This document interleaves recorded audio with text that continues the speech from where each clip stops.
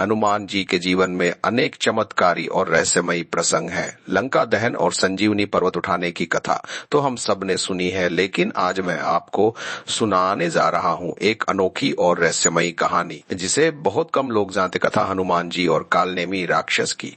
लंका के युद्ध में जब लक्ष्मण जी को शक्ति बाण लगा और वे मूर्छित हो गए, तब वैद्य ने कहा यदि उन्हें बचाना है तो तुरंत हिमालय से संजीवनी बूटी लानी होगी। श्री राम के आदेश पर पवन पुत्र हनुमान तुरंत आकाश में उड़ चले।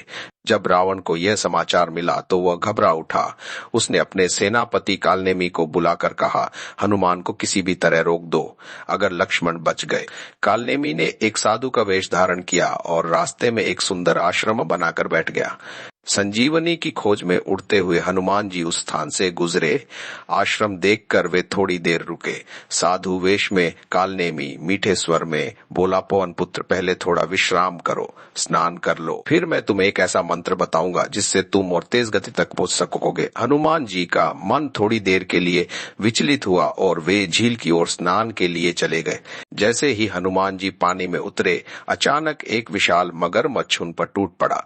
परंतु पवन पुत्र कौन सा साधारण योद्धा थे। उन्होंने तुरंत उस मगर को परास्त कर डाला और तभी चमत्कार हुआ। मगरमच्छ एक अप्सरा में बदल गया। उस अप्सरा ने कहा, हनुमान, मैं रावण के श्राप से मगनी, तुम्हारे स्पर्श से मेरा उद्धार हुआ, लेकिन सावधान, वह साधु वास्तव में कालनेमी राक्षस है।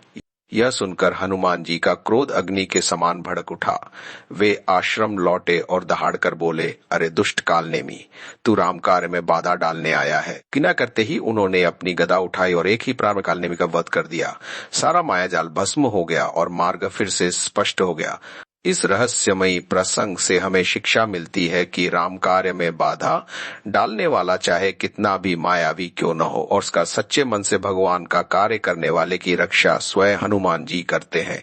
यह थी रहस्यमयी कथा हनुमान जी और कालनेमी की टक्कर। ऐसी कथाएं हमें याद दिलाती हैं कि जब भक्ति और शक्ति साथ हो तो असंभव भी संभव हो जाता है। आपको एक्स्ट्रा अच्छा लगा तो लाइक और जरूर करें। जय श्री राम, जय बजरंगबली।